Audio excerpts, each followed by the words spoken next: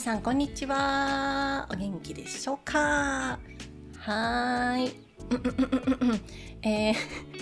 このチャンネルは日本語学習者、中級者、上級者向けです。自然な日本語の速さ、話し方で話します。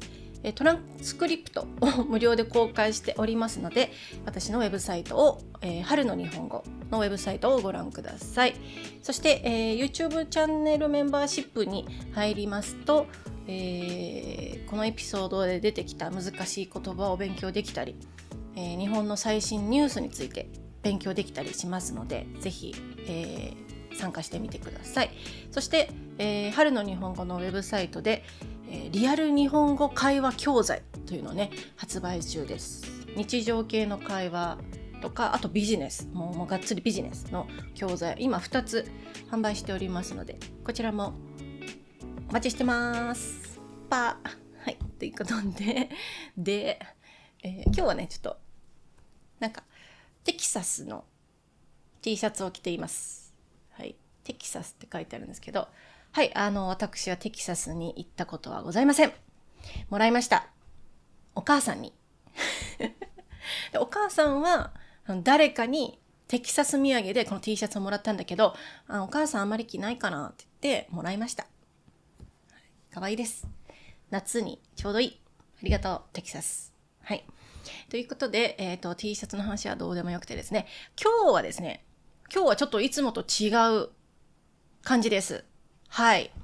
日本語ポッドキャストリレーというものが始まりまして、すごい楽しそうな名前だよね。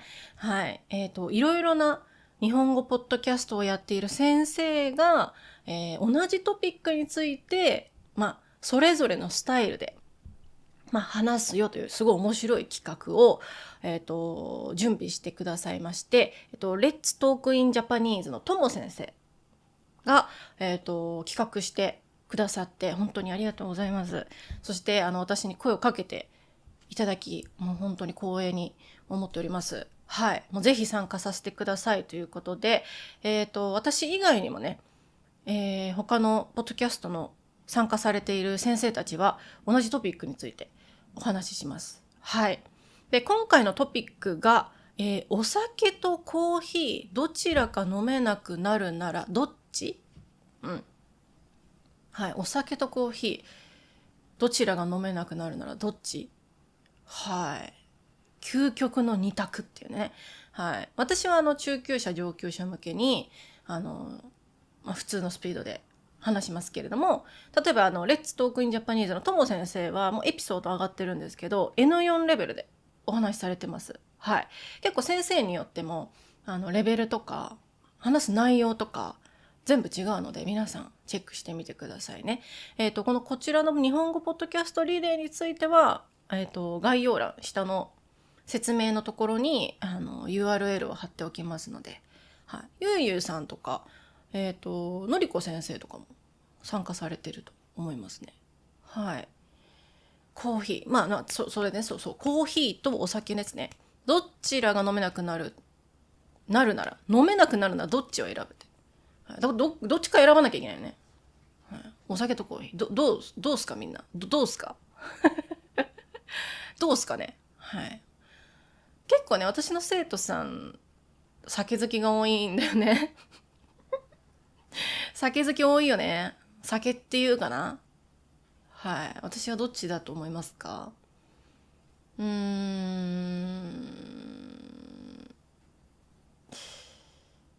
コーヒーですね。はい。私お酒飲まないから答え出ちゃった。だって私もお酒飲まないもん。いや、そうなんです。私ね、結構お酒好きなんですけど、味とか、ビールも好きだし、日本酒とかワインとか、ウイスキーと焼酎はちょっと苦手なんだけど、結構カクテルとかも飲むんですけど、本当体がね受け付けないんですよ。アルコールに弱いっていうのもあるんですけど、昔から。でも昔はもうちょっと、昔っていうかなんか大学生みたいな、イエイイエイイエイみたいな、大学生イエイみたいな時は、割と飲んでましたけど、最近はちょっと胃腸の調子が悪くなっちゃって、はい、お酒を飲むとね、例えばなんか飲み会とかでお酒飲むでしょ。それの後に必ずね、夜、もういつもね、なんか3時とかに、もうめっちゃお腹痛くなって目覚めるのよ。だから最近お酒飲めないんだよね。何なんだろうなって感じなんですけど。まあまあそういう理由で、だからどっちかが取るかって言われたらやっぱコーヒーを選ぶかなっていう。うん。まあとはいえね、私はコーヒーもやっぱお腹が痛くなることがねえ、もうこのトピックちょっと向いてないかもみたいな感じで申し訳ないんですけれども、まあ、コーヒーまで私はお腹が痛くなっちゃうタイプなのと、結構カフェインが、なんて言うんだろうね。あのね、効きすぎてんのか効いてないのかよくわかんないんですけど、カフェインを取ると、あの、やっぱ眠気覚ましにカフェイン取るじゃないですか。コーヒーとかって寝ないようにとか、あの、私は眠気がすごい強いタイプなので、眠いと、その、コーヒーとかのカフェインの寝るなというこの効果がいつも喧嘩しちゃって、あの、一回ね、本当の話なんだけど、一回私倒れたのね。倒れたって言い方したらちょっとおかしいんだけど、そんな、すごいやばい話じゃないんだけど、あの、クラクラしちゃって頭が。あの、倒れたの。そう。で、家の扉に、顔をぶつけたっていう事件があったんですよ。はい。それはコーヒーだったかな、コーヒーか、なんかレッドブルとかのああいうドリンク系、カフェイン強い系のやつを飲んで、でもすごい眠くて、もう頭がよくわかんなくなっちゃって、一回意識がちょっとふえってなって、なんか、よろよろよろと倒れて、扉に顔ガーンぶつけてって、それで目が覚めるというね。はい。だから私の、眠気が強いのとカフェインの強さがちょっと同じぐらいみたいな、ね。もういつも。だからあんまりコーヒーも飲めないんですよ。だからいつも私はラテを、ミルク入りとそのエスプレッソを毎朝1杯飲むっていうのが習慣ですね。はい。そう。ちょうどいいんですよね。ミルクでちょっとこう、ね。はい。まあだから好きだけど、どっちもお酒もコーヒーも好きなんだけど、私の体には合わないというね。うん。ブラックコーヒーとかエスプレッソだけだと、無理ですね。頭おかしくなっちゃう。頭おかしくなっちゃう。ね。はい。ってな感じです。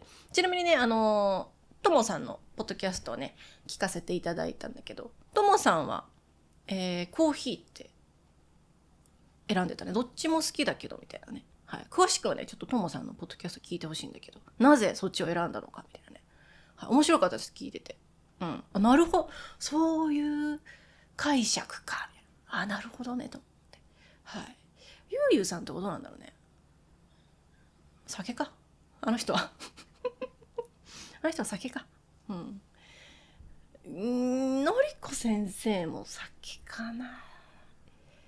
どうだろう。のりこさんもお酒すごい好きよね。コーヒーも好きそうだけど、お酒なのかな、イメージ的に。どうなんだろうね。ちょっとみんな他の先生がそっ気になるんですけど。うん。ぜひ聞いてみてね。はい。順番にエピソード上がるから、まだ多分私が上がった時にはまだ、私結構最初の方かもしんないけど。はい。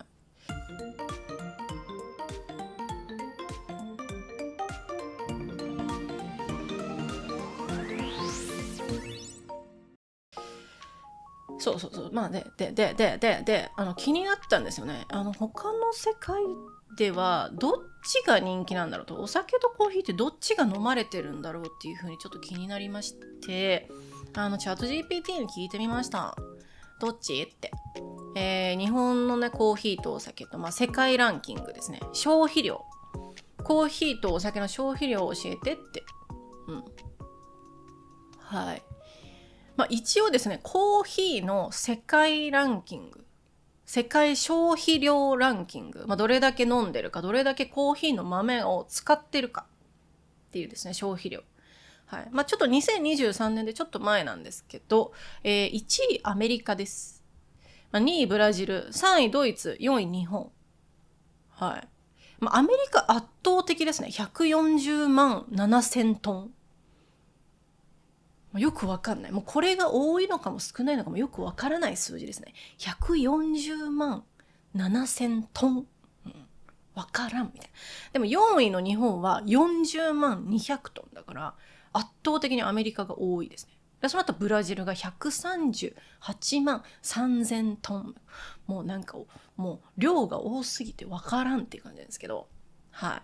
圧倒的にアメリカ、ブラジルで3位のドイツが44万8000トン。だからブラジル、アメリカ100万ぐらい上ってことだよね。そう、100万トン上ってことでしょ。はい、まあもちろん人口もあるんですよ。人口が多い国ほどもちろんそのコーヒー豆の消費量は上がりますからね。はい。でもアメリカ多いっすね。そんなに飲んでんのみんなコーヒー。ね。まあ4位の日本もね、もう多いですよね。はい。その後5位はインドネシアで、6位フランス、7位イタリア。はい、イタリアとかが一番多いと思ってたけどね、意外にみたいなね。はい。そして、これはね、ちょっと人口によっても結構左右されるので、1人当たりの、コーヒー消費量ですね。これ全然違うグラフになりました。1位、ルクセンブルク。はい。だって、1人当たり 22.5 キロ。1年間ね、22.5 キロ。これも多いのか少ないのか分かんねえみたいな。1年でコーヒー豆 22.5 キロってどんな感じみたいな。どんぐらい飲んでんだろうねって感じなんですけど、まあ、とりあえず1位です。ルクセンブルク。2位がね、全然違くて、スイス 9.7 キログラム。待って、ルクセンブルクさ、22.5 で1位でしょ？スイスで 9.7 ってその差やばくない？ 1 位と2位の。ルクセンブルクの人大丈夫そう？カフェイン摂取しすぎじゃない？ねえ、頭おかしくなってない？大丈夫？ねえ、ちょっと心配になるぐらい多分飲んでるかも。ルクセンブルクの方々。大丈夫ですかね？はい。で、あとスイスが2位で 9.7。次、フィンランド 9.6 キログラム。4位、スウェーデン 9.3 キログラム。で、次、ノルウェー 7.2 キログラム。次、1、2、3、4、1、2、3、4、6位だね。6位、デンマーク 7.1 キログラム。ね、北ヨーロッパのスカンジナビアの方々のコーヒー飲みがちなんだね。はい。目覚めたいのかな。ね。あれかな、やっぱちょっと太陽が当たる時間が少ない冬とか、やっぱちょっと目が覚めたいとかあんのかな。ね、うん。で、そんな感じでした。日本は 3.2 キログラム一人当たりね。意外に少ないんですね。はい。だから、世界というか国で考えると日本は結構多いけど、一人当たりの消費量は多くないという結果ですね。はい。ルクセンブルクは、なるほどね。ルクセンブルクって、どこにあるんだっけ？ヨーロッパよな。ルクセンブルク。あれよね、なんか、そうだよね。フランスとかにさ、働きに行くよね。ルクセンブルクの人って。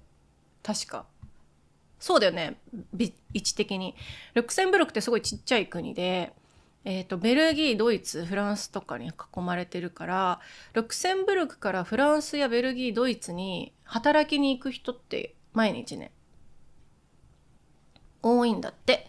はい。そう聞いたことある。だから、そのなんか通勤時間が長いから、その間に結構コーヒーを飲む人が多い。だって。で、そして観光客の購入とかがかなり多くて、ルクセンブルクが 22.5 キロという、はい、多すぎる結果になってる。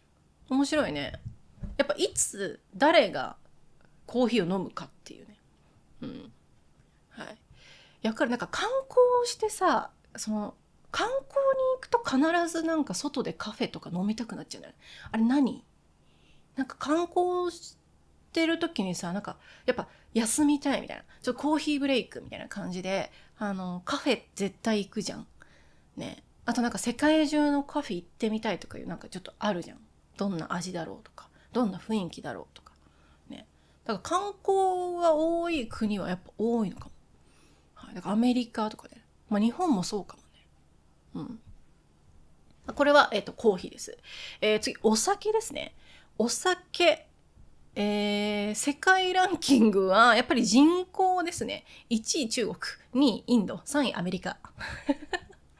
人口やん。人口が多いやん、これ。ね。まあわかりますよね。中国、インド、アメリカ。4位ブラジル。5位ロシア。ロシア。酒のイメージありますからね、ロシアはね。はい。で、6位ベトナム。ここでベトナムが入ってくる。ベトナムの人ってそんなにお酒飲むの？うちの彼氏一応ベトナム人。ベトナム系フランス人で、血はね、ベトナム人なんだけど、一滴もお酒飲みません。はい。どう？ベトナムの皆さん、酒好き？ 6 位ですって、世界ランキング。すごくね。ロシアの次やで。はい。で、ベトナムの次がドイツ。はい。ベトナム強い。ドイツより上みたいな。ビールのドイツより上。めちゃめちゃ酒飲んでるやん。で、ドイツの下が日本ですね。で、日本の下がフランス、イギリスで続きますね。日本結構飲んでるね。なんかフランスとかイギリスってさ、やっぱさ、フランスはワイン、イギリスはウイスキーとかさ、まあビールとかパブ文化があるじゃん。それより上なんだねっていう。日本人。へえ。まあ日本もね、やっぱいろんなお酒作ってますけど、やっぱ日本酒あり、ビールあり、ウイスキーあり、まあワインも人気ですしね、焼酎もありなんだけど、そんな飲んでんだっていうね。はい。世界8位ですね。へえ。はい。で、一人当たりの消費量ですね。今はちょっと国ごとですね。だから人口によって大きく変わっちゃうんだけど、一人当たりのお酒消費量ランキング。1位ルーマニア。17.1 リットル。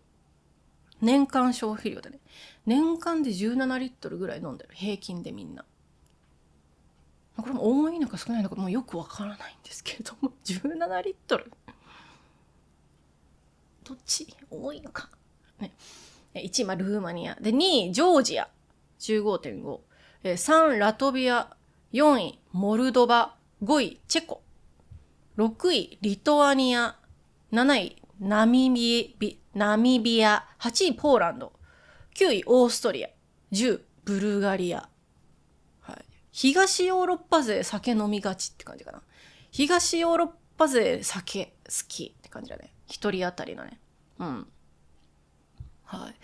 まあ、強そうだもんね。なんかお酒強そうだもん。東ヨーロッパの人。うん。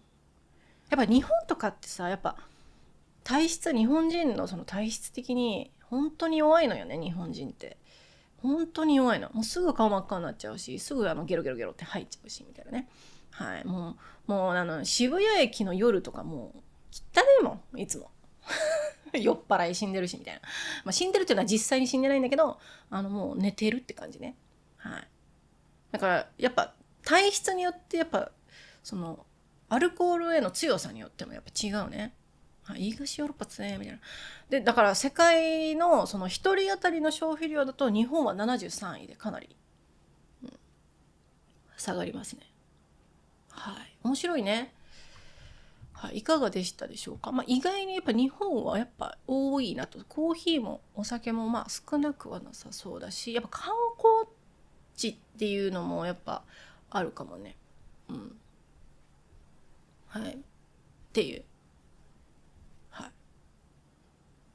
まあ、でって話なんだけど、で、どっちが大切なんだろうってね、話ですよね。まあ、どっちも大切なんだけど、まあ、もうめっちゃ人それぞれだと思うんだけど、まあ、自分の意見だとやっぱコーヒーを選んじゃう。コーヒーを残したいと思いますけど、私の個人的な意見として、まあ、客観的に見てね、私じゃなくて客観的に世界中の、まあ、傾向を見ると、アルコール、まあ、お酒を残した方がいいのではと思ったりします。うん。はい。ともさんはコーヒーを残した方がいいって言ってたんですけど、私はお酒って思いますね。これね、全然ともさんの話を聞いても、あ、確かにとかも、確かにって思ったりもするんですけど、個人的な考えだとなんかねちょっとそう考えたので、お酒ってさやっぱさ仲良くなるじゃん、お酒の文化って。で日本では飲みニケーションって言ったりするんですけど、飲むとコミュニケーションを合体させて、飲みニケーションという言葉があるのね。でお酒を飲むことによって、その発生するコミュニケーションってすごいカジュアルだし、もっと仲良くなれるし、その距離が縮まるみたいなね。はい、ノミニケーションがね結構あるんじゃないかなと。でもちろんコーヒーでさカフェでお話しするっていうのもあると思うけど、やっぱお酒の力ってでかいじゃん。はい、だからなんかこの世界でもしお酒がなくなっちゃったらなんかつまんなそうっていう思った。まあもちろんねやっぱ依存症とかアルコールってやっぱりなんか害にもなりますから、そう考えるとやっぱコーヒーの方がいいのかなみたいな。でもコーヒーもさやっぱ飲みすぎててさなんか心臓バクバクの人とかいるじゃんね。なんかさ私フランスに住んでた時にさなんだっけそのフランスってさやっぱエスプレッソをよくカフェって言ってエスプレッソをよく飲んでる人多かったの、友達とか知り合いとかで。なんか1日なんか10杯ぐらい飲んでる人とかいて、みたいな、それ大丈夫体みたいな、なんか寿命縮みそうみたいな、長生きできなさそうだけど大丈夫とちょっと心配になっちゃったこととかもあって、やっぱコーヒー飲みすぎも良くないじゃん、お酒もそうだけど、ね、もう心臓もこんなのバクバクバクバクみたいな、もう心臓が多分すっごいことになりそうだけどみたいなね。なんだっけワンパンチマンワンパンマンのさキングだっけ、キングビートみたいな、心臓バクバクバクバクキングビートみたいなトクトクトクトクってね。あんまりカフェインの取りすぎも良くないから。はい。まあでもやっぱ飲みニケーションを考えるとお酒を残すといいかなと。まああとそのカフェインとかで考えると、アルコールって、お酒ってもうアルコールじゃん。お酒しかないじゃんアルコールって。でもなんかカフェインを取るみたいな部分だとお茶もいいしさ、紅茶とか、まあなんかチャイティーとかさ、いろいろあるじゃん。ミントティーとか。モロッコのミントティー美味しかった。飲みたいまたって思ってるんだけど、そうなんかちょっとそのカフェインを取るという部分だと、そのなんていう代替品、代わりになるものね、代替品が割とあるのではと思って、ね、紅茶でもいいしね、はい、まあ味の好き嫌いはあると思うんだけど、って考えるとやっぱお酒はやっぱ唯一無二、他に変われないかなとか思ったり、皆さんはどう思う？お酒なんかなくなってもいいぜって。まあでもやっぱアルコール依存症とかね考えると、やっぱアルコールの方が体への、まあ体とあと精神的へのなんていうの悪影響みたいなのが多いかもね。皆さんどう思いますかね。はいはいはい。全然話変わるんだけどさ、今思い出したんだけどさ、フランスに行った時にさ、そのエスプレッソをカフェって呼んでんだよね。イタリアとかもそうでしょ、エスプレッソカフェでしょ。日本だとエスプレッソなのよ。カフェっていうとお店になっちゃうのね。これ言語の違いだと思うんだけど、世界中のさカフェメニュー、コーヒーメニューの名前マジで統一してほしくない？なんかさ旅行したりするとさわかんないのよ。なんかコーヒー屋さんとか入るとさ、フランスだとカフェって書いてあって、カフェって何みたいな、エスプレッソみたいな、あとなんかカフェクレーム、カフェクリームって書いてある、何みたいなね。これなんか調べたら日本のなんかカフェラテみたいな、からみたいな。あとフラットホワイト、オーストラリアとか行ったらフラットホワイトみたいなね。わからないね。いろんなあるじゃん、カフェなんとかカフェなんとかみたいなさ、名前がさなんかいっぱいありすぎて、世界共通にしてほしい。カフェラテだったらカフェラテって書いてとかさ、まあコーヒー発祥の場所ってイタリア？コーヒー発祥、ちょっと調べる。コーヒー発祥の地、コーヒーが生まれた場所ね。アフリカか、エチオピアか。ね。はい、じゃあエチオピアの言葉で統一するとかね。でも思わない？なんか世界中さ、ちょっと旅行するとさ、カフェメニューの名前がそれぞれすぎてさ、これは何みたいな現象ない？そういうこと。私いつも困るんだよね。フランスは特に困った。やっぱフランス語もわかんないし、なんかカフェってなんやねんみたいな。カフェは店のことやろって思っちゃうじゃん。でもイタリアでもカフェだもんね。はい。そう思った。はい。っていう名前統一してほしい問題。ねえ。あと韓国人はアメリカーノ飲みがちってね。これ本当よね。なんでかなって。アメリカーノ大好きよね、韓国の人って。私の韓国人の友達もいつもアメリカーノって言ってさ。でもフランスとか行った時さ、アメリカーノとかないからさ、みたいな。水入れるみたいな。エスプレッソに水入れますかみたいなね。びっくりみたいなね。フランス人びっくりみたいなね。うん。カフェ文化面白いなって思いますね。お酒とかだとやっぱビールはビールじゃん。ね、世界中どこ行ってもビールはビールじゃん。ワインはワインでウイスキーはウイスキーでしょ。名前一緒じゃん。ね、統一してって思いますよね。はい、以上です。私の。結論。コーヒーとお酒どちらかを、残すならどっちっていう話でしたね。はい。どこ行っちゃった？そう。お酒とコーヒーどちらか飲めなくなるならどっち？私の答えは、コーヒーを残したい。でも世界的に見るとお酒を残した方がいいのではという結論でした。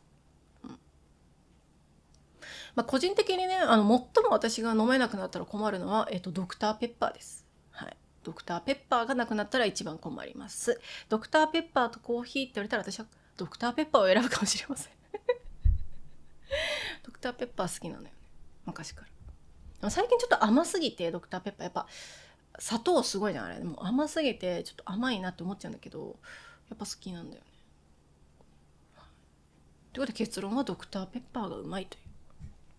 違うやろって、ね、違うやろって、はい。皆さんも考えてぜひコメントに書いてきて、皆さんならどっち？コーヒーとお酒選ぶならどっちですか？はい、ぜひコメントお待ちしております。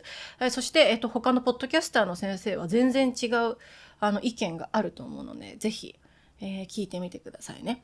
日本語ポッドキャストリレーのウェブサイトからなんていうの、いつ誰が、そのエピソードを公開するかって見れますので。はい。ということで、今日はお酒とコーヒーどちらが飲めなくなるならどっちについてでした。